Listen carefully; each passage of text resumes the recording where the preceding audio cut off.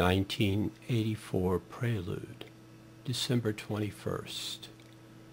The wind whipped wildly as if the thimble winter were upon us as I made my way, chilled to my very bones, to the top of that curious monadnock, Mount Arabia. This one-time Native American holy place had become my PowerPoint, a relatively pristine and hidden away crystalline natural structure. It is made of metamorphic rock, not sufficiently melted to become granite. It is 100 million years older than its famous granite cousins Stone Mountain and Panola Mountain. Arabia Mountain is 400 million years old. At the peak, 944 feet, you find reflecting pools which in season teem with rare wild flora and fauna. Appropriately, parts of the mountain were used to film the Stephen King movie Pet Sematary 2. At this time of year one never knew, but the pools were full and curiously not iced over.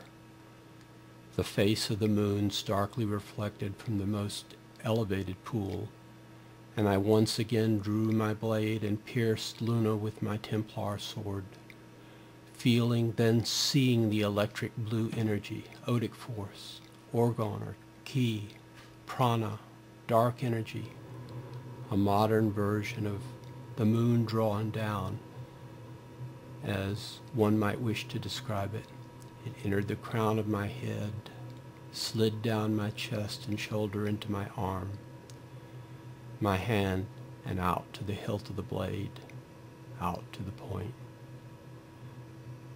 The moon fire met it, its chill whiteness taking on the electric blue, and I raised the sword to Luna and sheathed it. So many knights and dames have I made with this sword, so many beasts in the Enochian airs I have slain since, I cannot recall. 2005 to 2010.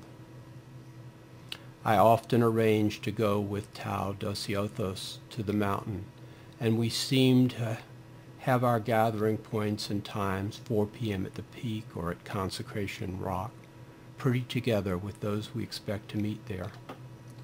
On more than one occasion we are unfashionably late. Despite nearly 50 years of my doing this, I almost traditionally get lost going to Arabia Mountain, and on one memorable occasion, by the time our party climbed to the peak, I could make out a rather good-sized group of bishops, magi, and adepti already at Consecration Rock, set up with a lean-to tent in the desert. It was about 100 degrees Fahrenheit in the shade, there being no shade to speak of on Arabia Mountain.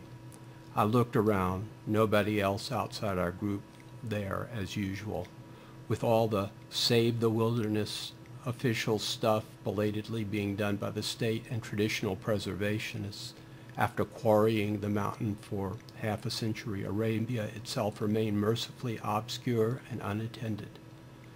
The sun beat down, the pools were full of their rarities, the cactuses were thriving, and the unique microclimate, and the day seemed near perfect for our purposes. As our work went on and others came into full activation of the egregore, I found myself less and less center stage as other equally competent facilitators received and took on the transmission of the gnosis, and their recipients added to the available pool of consecrators in turn. Most of our work begins with the gathering at Arabia or elsewhere. Our affiliate nodes around the world have their own power spots, passing on consecrations, ordination, PowerPoints, or chaud work, to a healing session, to a reading often taken from the classics of the Gnosis. On one occasion, newly consecrated Tau Indigo gave this memorable rendition of the Song of the Poor's Exaltation.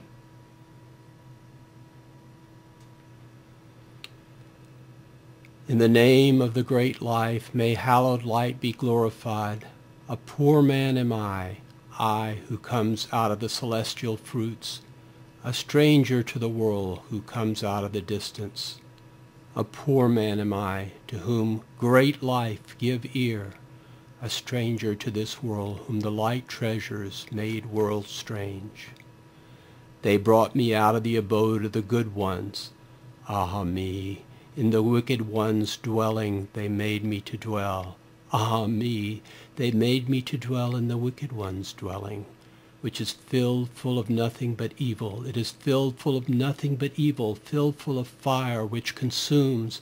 I would not and will not dwell in the dwelling of naughtiness. With my power and with my enlightening I dwelt in the dwelling of naughtiness. With my enlightening and my praise-giving I kept myself stranger to this world. I stood among them as a child who has not a father, as a child who has not a father, as a fruit who has not a tender. I hear the voice of the seven who whisper in secret and say, "Whence is this stranger man, whose discourse is not like to our discourse? I listen not to their discourse. Were they full of wicked anger against me? Life, who gave ear to my call, a messenger sent forth to meet me. He sent me a gentle treasure, an armored, well-armored man. With his pure voice he makes proclamation as the treasures make in the house of perfection. He speaks, poor one, from anguish and fear, be thou free. Say not,